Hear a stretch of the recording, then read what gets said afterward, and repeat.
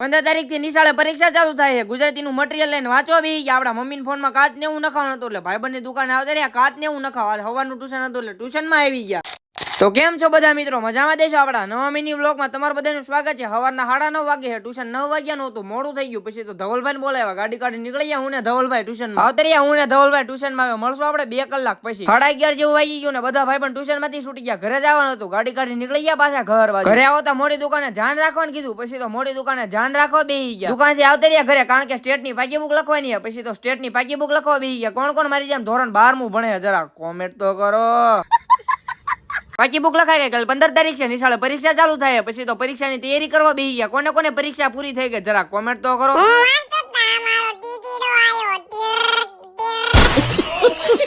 મારા ને યશભાઈ મોબાઈલમાં ગ્લાસ ને એવું નખાવાનું હતું. પછી તો ગાડી કાઢીને આવતરી આપડા ભાઈબંધની દુકાને મોબાઈલના ગ્લાસ ને એવું નખાવા.